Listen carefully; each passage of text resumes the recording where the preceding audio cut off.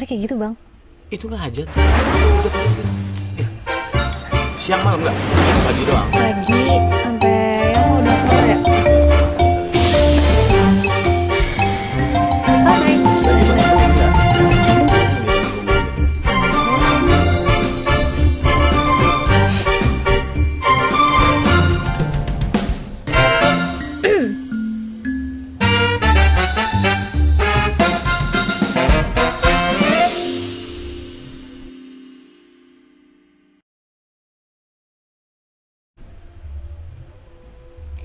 Assalamualaikum warahmatullahi wabarakatuh.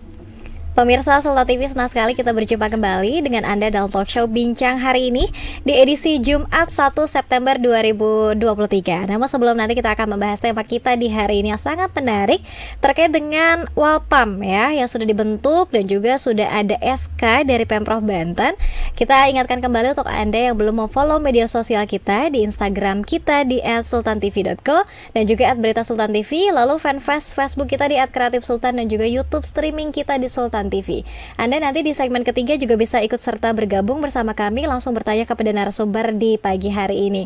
Kita akan membahas tema hari ini terkait dengan Walpam Kejati dan kepentingan pembangunan prioritas daerah. Dan senang sekali di studio telah hadir narasumber kita Bang Wahyudi selaku praktisi hukum. Assalamualaikum, selamat pagi Bang Yudi. Waalaikumsalam warahmatullahi wabarakatuh. Pagi juga. Pagi ya. Terima kasih banyak Bang Yudi mau mampir ke sini. Sehat ya hari ini? Alhamdulillah sehat. Alhamdulillah sehat. Meskipun tadi di off air sempat cerita sedikit nyasar ya Bang. Iya.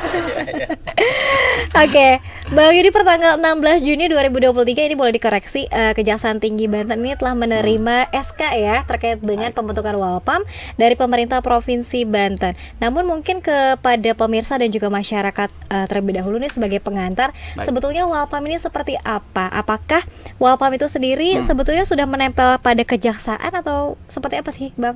Betul, jadi begini, Walpam ini kan memang tadi itu cukup menarik. Lalu kemudian muncul beberapa isu kita di Banten ya, bahwa pantas atau layak atau tidak begitu kan setiap proyek prioritas pembangunan daerah di Banten kemudian dikawal atau diamankan begitu kan oleh Kejati. Ya sebetulnya menurut beberapa peraturan memang sebetulnya legal sah begitu kan, tetapi memang tidak keseluruhan proyek, sehingga ada beberapa yang tadi disampaikan adalah proyek kalau saya menyebut strategis daerah sebetulnya, tetapi katanya Kepala Bapeda ya menyebut itu dengan proyek prioritas daerah begitu.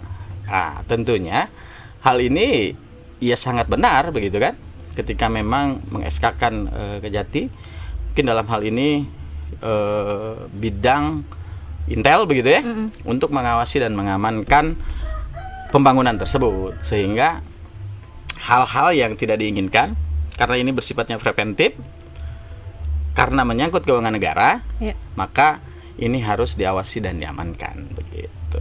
Meminimalisir lah kira-kira proyek-proyek penyimpangan terhadap keuangan daerah. Keuangan daerah ya. Oke, seperti itu. Namun sebetulnya sebelum adanya SK per 16 Juni 2023, apakah kita juga sebelumnya menggunakan Walpam? Ada Walpam ya Bang Yudi?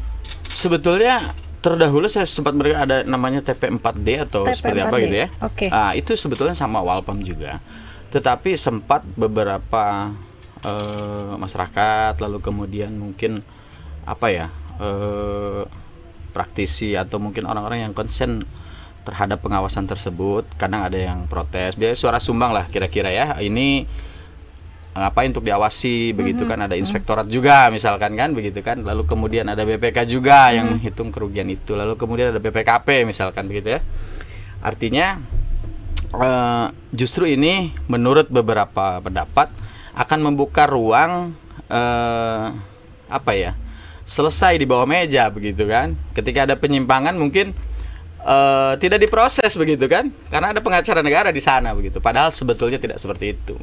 Walpam ini tidak juga untuk tidak menindak begitu kan, tidak serta-merta ketika Walpam muncul lalu kemudian kerugian negara misalkan kan, lalu kemudian penyalahgunaan kewenangan, Ya. begitu kan? Lalu kemudian hal-hal yang setidaknya melanggar undang-undang dalam proyek tersebut, perbuatan melawan hukumnya lepas begitu saja, tidak begitu. Tetapi tetap akan diproses. Nah, makanya sebutannya adalah preventif dan represif, begitu. Represif ini berarti penindakan juga. Ya. Preventif pencegahan, begitu. Pencegahannya dilakukan, tapi ketika tetap muncul itu, maka represifnya juga akan dilakukan Oke. oleh Walpam tersebut. Baik, begitu. berarti artinya Walpam juga ini bisa menindak secara hukum tadi ya, karena Betul. memang berada juga di Kejaksaan Tinggi Betul. Banten. Oke. Betul. Nah, ini artinya kalau program strategis ya, pembangunan prioritas daerah ini artinya apakah turunan dari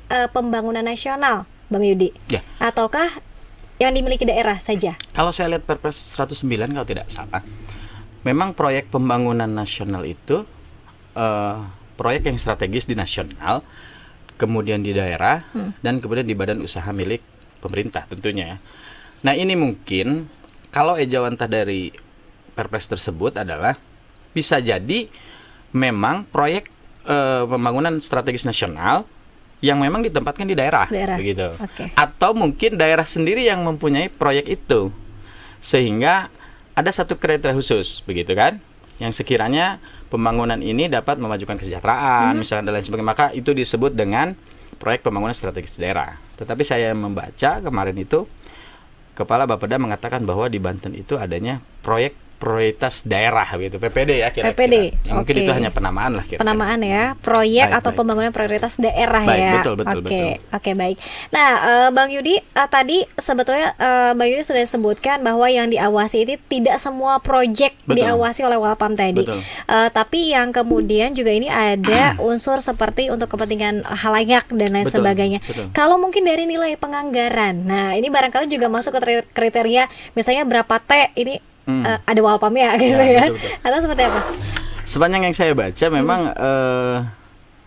saya belum membaca begitu kan, ada amanat anggaran yang menghabiskan berapa T, kemudian berapa puluh M, berapa ratus M begitu kan.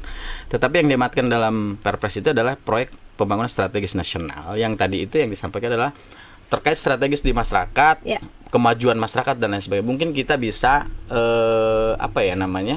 menilai bagaimana proyek ini bisa masuk ke dalam proyek prioritas daerah atau tidak, begitu kan. Sehingga ya tadi itu mungkin kalau saya contohkan pengadaan kelas misalkan ini di OPD begitu kan, mungkin nggak mungkin juga lah diawasi oleh Walpam gitu kan, dengan anggaran yang misalkan hanya ya 50 sampai 100 juta gitu pengadaan cangkir gitu. Saya pastikan proyek-proyek tersebut memang pertama itu adalah menyerap anggaran yang besar, tetapi secara perhitungan saya belum pernah membaca detail ada ya? dasar hukum itu. Share detailnya belum tahu.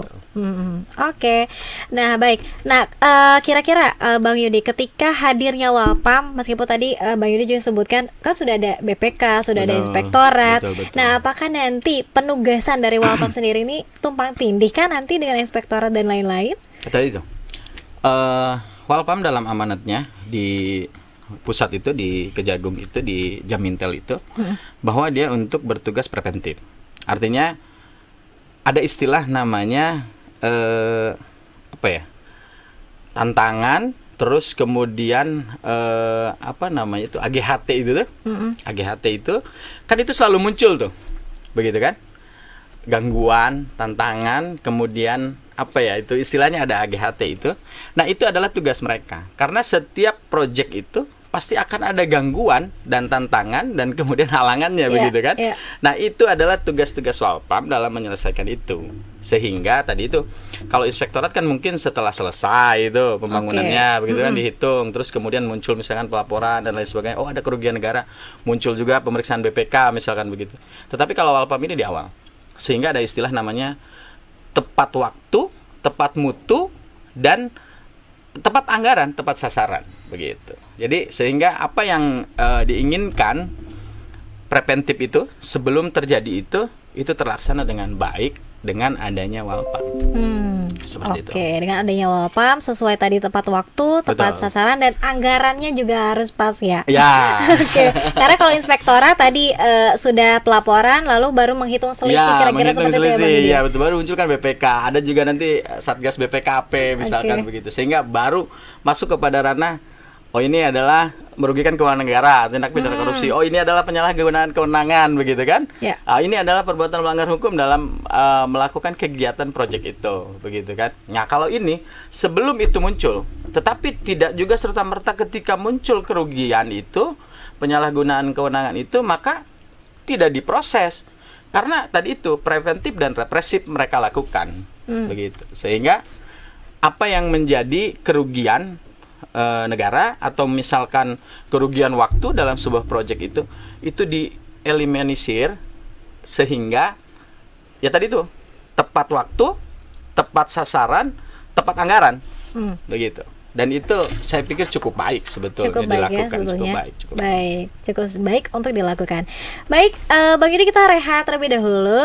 Usai jeda nanti kita akan sambung lagi ke segmen kedua. Saya juga ingin bertanya ya kepada bagaimana nih pandangan praktisi hukum terkait dengan pembangunan yang ada di Provinsi Banten saat ini. Apakah memiliki kemajuan, dan apa sebetulnya dasar dari Pemprov Banten ini membentuk kembali Walpam ya untuk mempercepat tadi pembangunan prioritas daerah. Tetap bersama kami dalam Bincang hari ini.